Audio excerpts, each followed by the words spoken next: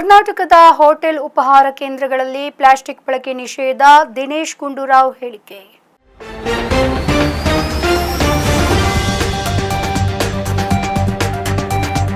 ಬೆಂಗಳೂರಿನ ಕೆಲವು ಹೋಟೆಲ್ ಮತ್ತು ಉಪಹಾರ ಕೇಂದ್ರಗಳಲ್ಲಿ ಇಡ್ಲಿ ತಯಾರಿಸಲು ಪ್ಲಾಸ್ಟಿಕ್ ಹಾಳೆಗಳನ್ನು ಬಳಸಲಾಗ್ತಾ ಇದ್ದು, ಇದರಿಂದಾಗಿ ಗ್ರಾಹಕರ ಆರೋಗ್ಯದ ಮೇಲೆ ಗಂಭೀರ ಪರಿಣಾಮ ಉಂಟಾಗ್ತಾ ಇರುವಂಥದ್ದು ಕೂಡ ಬೆಳಕಿಗೆ ಬಂದಿದೆ.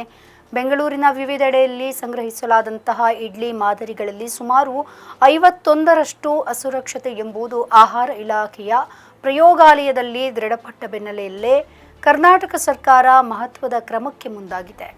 ರಾಜ್ಯದ ಹೋಟೆಲ್ ಉಪಹಾರ ಕೇಂದ್ರಗಳಲ್ಲಿ ಪ್ಲಾಸ್ಟಿಕ್ ಬಳಕೆಯನ್ನು ನಿಷೇಧಿಸಲಾಗ್ತಾ ಇದೆ ಅಂತ ಆರೋಗ್ಯ ಸಚಿವರಾದಂತಹ ದಿನೇಶ್ ಗುಂಡೂರಾವ್ ಅವರು ಘೋಷಣೆ ಮಾಡಿದ್ದಾರೆ. ಹೋಟೆಲ್, ರಸ್ತೆ ಬದಿ ತಿಂಡಿ ಅಂಗಡಿಗಳಲ್ಲಿ ಪ್ಲಾಸ್ಟಿಕ್ ಕವರನ್ನು ಬಳಸುವಂತಿಲ್ಲ. ಇನ್ಮುಂದೆ ಆಹಾರ ತಯಾರಿಕೆ, ವಿತರಣೆಯ ವೇಳೆಯಲ್ಲಿ ಪ್ಲಾಸ್ಟಿಕ್ ಬಳಸಬಾರದು ಅಂತ ಗುಂಡೂರಾವ್ ಹೇಳಿದ್ದಾರೆ. ಸುಮಾರು 251 ತಿಂಡಿ ಹೋಟೆಲ್ ಅಂಗಡಿಗಳಿಂದ ಸ್ಯಾಂಪಲ್ ಅನ್ನು ಪಡೆಯಲಾಗಿತ್ತು. ಅವುಗಳ ಪೈಕಿ 51 ಕಡೆ ಸಂಗ್ರಹಿಸಿದ್ದಂತಹ ಸ್ಯಾಂಪಲ್ ಅಸುರಕ್ಷತೆ ಎಂಬುದು ಪ್ರಯೋಗಾಲಯದ ಪರೀಕ್ಷೆಯಲ್ಲಿ ದೃಢಪಟ್ಟಿದೆ.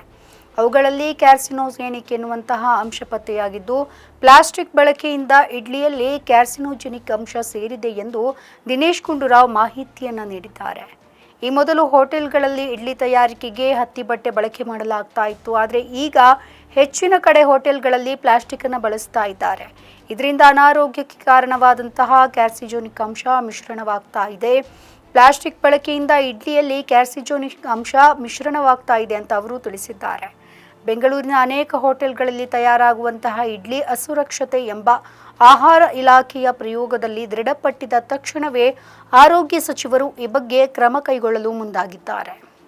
ನಮ್ಮ ಈ ವಿಡಿಯೋ ನಿಮಗೆ ಇಷ್ಟ ಆದಲ್ಲಿ ಲೈಕ್ ಮಾಡಿ, ಶೇರ್ ಮಾಡಿ, ಕಮೆಂಟ್ ಮಾಡಿ ಮತ್ತೆ ಸಬ್ಸ್ಕ್ರೈಬ್ ಮಾಡಿ.